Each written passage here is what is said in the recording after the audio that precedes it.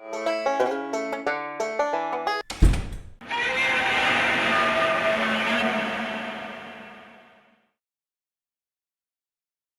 everybody, Yankee here. Today I want to address a question I've received quite often lately. If you've paid attention on my channel, you know that back on New Year's Eve, I got into a little scuffle and I ended up losing my gun to the Portland police. They actually seized that gun.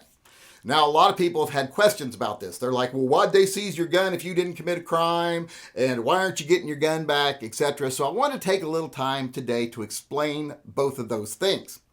First off, they were right in taking the gun. It is evidence in a crime. Even though I didn't commit a crime, the gun itself was involved in a crime because I turned around, saw someone attacking a family member. You've already heard the story. I went over, interceded, put them in a chokehold. And while I had them in the chokehold and I was lifting them off the ground, my holster became exposed. And this person had some people with them of ill repute. And one of them grabbed my gun out of my holster.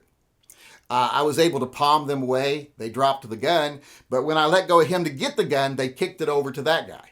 And when they kicked it over to him, he bent over, got it. I got on him quickly, took him to the ground. And during the time I had him on the ground in a chokehold, he shot himself in the hand somehow. He screamed, "You shot me!" And I'm like, "You've got the gun. You shot yourself, moron." But at that point, I held him on the ground. Police came, got the gun away from him. I got the gun away from him, actually. And they put us all in handcuffs, did the whole thing, and then I got let go. My family members got let go. He got arrested. Well, even though that gun was not used in a crime by me, the owner, it was still used in a crime. He unlawfully discharged that gun and injured himself with it in a public place. So they had legal right to seize the gun. Now, why am I not getting it back? Well, first off, the gun was severely damaged. When it fell to the ground the first time after it hit the girl and got kicked across, well, that was damaged bad enough. But after he got a hold of it and I took him down, I didn't do it lightly. I did it quite forcefully. And I repeatedly bashed the gun against the ground and then got him on top of it and had him on top of the gun so that he couldn't be waving the gun around. And because of that, it was bashing and rubbing against the concrete. And that's when he shot himself in the hand. So the gun is severely damaged. I would never trust the gun again. In fact, from what I could see when I finally got the gun away from him, it looked like it had been mangled. So you could see more silver than you could black on the frame now. So it was just really, really tore up. So the gun itself isn't worth having back. Some people are saying, though, why not get it back just on principle? And why not get it back for a souvenir, of what happened? Or maybe you can auction it off, whatever, raise money for the charities. Well, the reason I'm not doing that is because it's not worth it to me to get back a severely damaged gun and risk some sort of prosecution in Portland.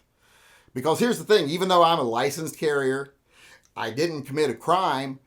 In Portland, the politics over there would see me as the criminal because I had a gun, even though I legally had it. And even though I didn't do anything, never threw a single punch, I did intentionally break the guy's nose and he bled all over us because he was being difficult. So I was like, well, we'll roll my arm up a little bit, smash your nose. Maybe you'll stop being so difficult. I was covered with blood. The other family member of mine was covered with blood. So it was pretty bad. But like I said, I don't want to get charged with a crime because, they would try to over there. And if I went over there and made a stink, they'd probably more likely charge me with something because I came over and actually tried to get my gun back. Right now, I don't think they think about me. They don't care. That's just another thing that went by. They've got it in storage, blah, blah, blah. But if I go over and start making a stink, they might want to try to make an example. Don't carry guns legally in our city or we'll make you the criminal. Now, if I had gone out in the park and bashed someone in the head with a bat, took their wallet and ran away, they'd say, "Oh, you misguided child, slap me on the hand, let me go."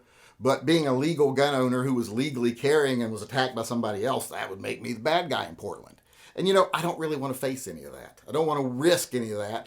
And it's not worth risking it for a severely damaged gun. So they've got it. They can keep it. I'm fine with that. I do hate the fact that I lost a really nice gun. But you know what? That's an excuse to buy another one. Save up and get a replacement. So some good came out of it, I guess. Plus, I got to figure out that even though I'm old, I can still roll around when I have to.